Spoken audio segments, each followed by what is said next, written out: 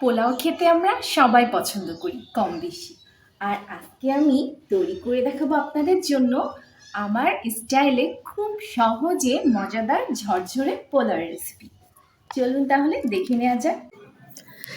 এখানে আমি চিনি গুঁড়া পোলার চাল নিয়েছি, পরিমাণটা 3 পোয়া পরিমাণ।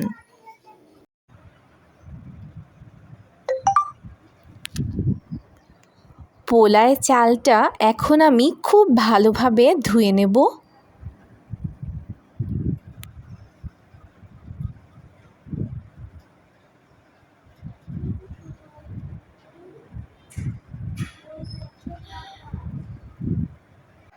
চুলায় আমি হাঁড়ি বসিয়ে পরিমাণ মতন তেল দিয়ে এখন আমি বেরেস্তা ভেজে নেব।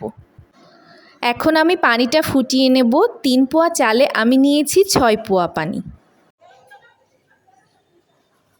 পেঁয়াজের বেরেস্তার কালারটা আস্তে আস্তে চেঞ্জ হওয়া শুরু হয়েছে। ঠিক এরকম ব্রাউন কালার হলে আমি তুলে নেব। বেরেস্তাগুলো আমি একটি পাত্রে তুলে রাখলাম। এখন আমি এই তেলের মধ্যে দিয়ে দিচ্ছি 3-4 টুকরো দারচিনি। পোলার চালগুলো দিয়ে দিলাম। এখন আমি খুব ভালোভাবে পোলার চালটা ভেজে নেব।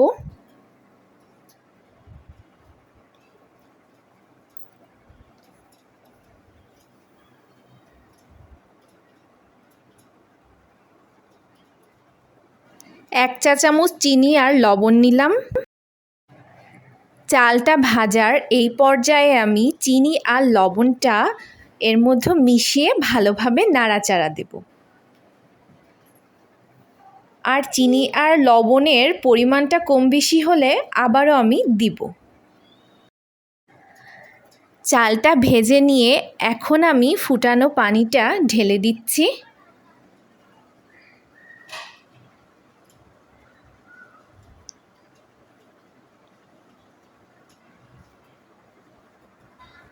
এখন আমি 5-6টি আস্ত কাঁচা লঙ্কা এর মধ্যে দিয়ে দিচ্ছি।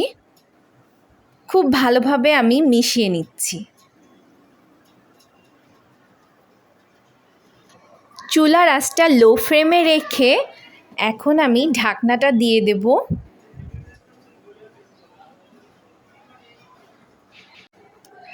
ঢাকনাটা খুলে এখন আমি পোলাওটা একটু চেক করে নিচ্ছি। পোলাওটা প্রায় আমার হয়ে গিয়েছে।